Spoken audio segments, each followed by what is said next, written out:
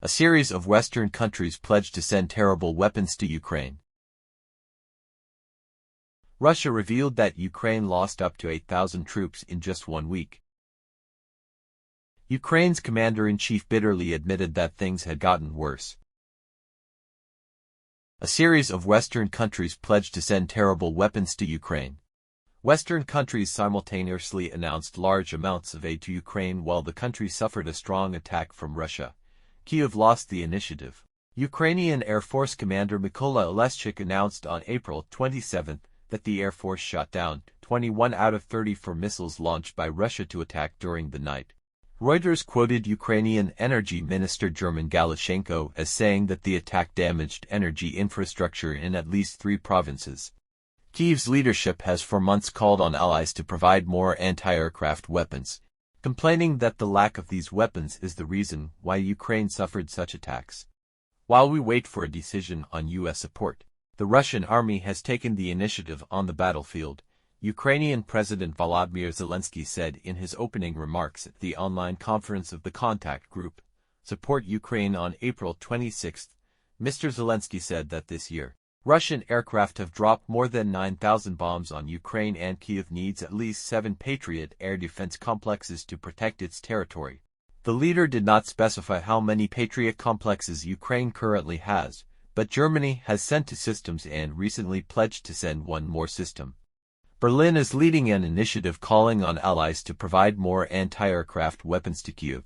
However, according to statistics from the U.S. military on April 26, the Pentagon has so far only sent 1 Patriot complex to Ukraine while countries such as Greece and Spain have refused to provide this air defense system for reasons such as due to domestic security. According to Politico, at the above conference, Spanish Defense Minister Margarita Robles confirmed that Madrid only provided missiles instead of the entire Patriot complex, including radar, control system and launchers. America's largest expense. After the conference, U.S. Defense Secretary Lloyd Austin said he would call on allies to accept more risks to be able to do what is necessary for Ukraine. Mr. Austin also announced a new military aid package worth $6 billion to Ukraine, the largest U.S. expenditure ever.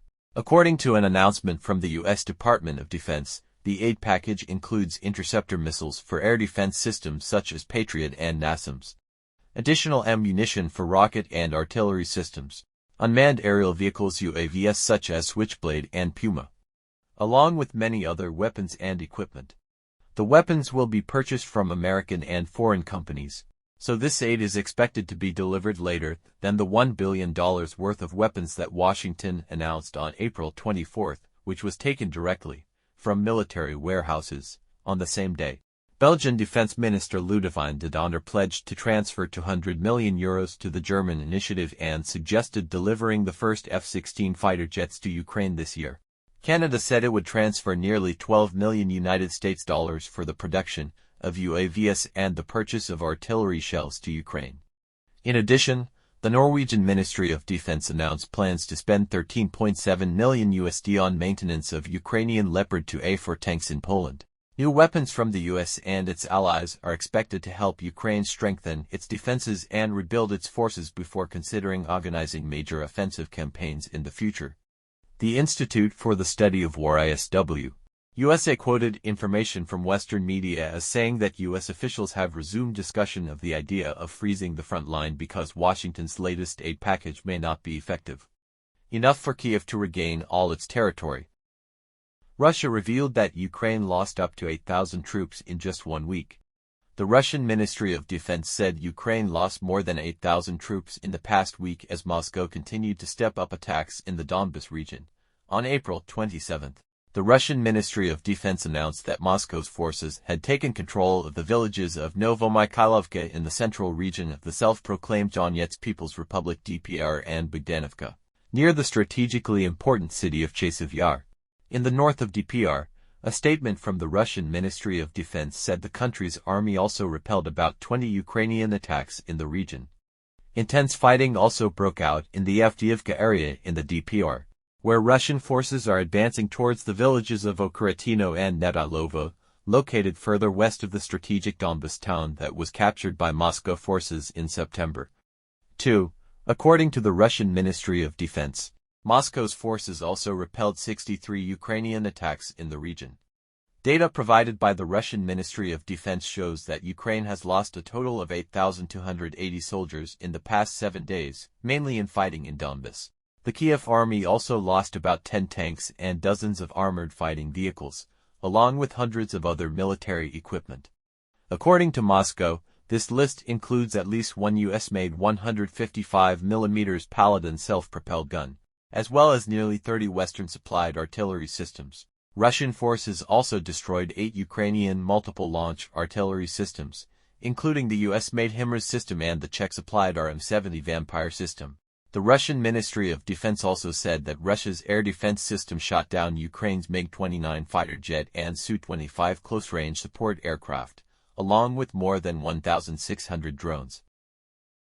Ukraine's commander-in-chief bitterly admitted that things had gotten worse. Ukraine is having difficulty fighting Russia, the commander-in-chief of the country's armed forces, General Alexander Syrskyi, admitted this week. He told Western supporters of Kiev that the situation on the front line was difficult during an online Ramstein group meeting on April 26. According to the Russian Ministry of Defense, his words came in the context of Russia's continued attack on Donbas, causing the Ukrainian army to lose more than 8,000 soldiers in just 1 week. I informed coalition members of the difficult strategic and operational situation, which is likely to worsen, Mr. Syrskyi said in a Telegram post on Saturday, where he spoke about negotiations with Western nations providing military aid to Ukraine. The general said Kiev urgently needs missiles, ammunition, weapons and military equipment. His words came as the U.S. approved another military aid package for Ukraine worth about $61 billion. The emergency spending bill has been stuck in Congress for months as it was blocked by Republican lawmakers seeking concessions from the White House on U.S. border control policies. Ukrainian President Volodymyr Zelensky welcomed the bill's approval, telling NBC that his country has a chance of victory as more Western weapons are coming. Ukrainian Foreign Minister Dmitry Kuleba was more skeptical about the issue, saying that no package can stop the Russians. Moscow also denied this information, saying that no Western weapons could change the dynamic on the front lines. The Russian army began its offensive in early 2024 and captured the strategic Donbas town of Avdiivka in February. Since then, Moscow's forces have continued to advance further west and seized several settlements, smaller in the area. According to the Russian Ministry of Defense, in the past week, they took over 2 villages from Ukrainian forces. In early April, Russian Defense Minister Sergei Shoigu said Ukraine had lost nearly 500,000 soldiers since the start of the conflict in February 2022. Ukrainian officials and the military have also repeatedly pointed out the need to replenish losses.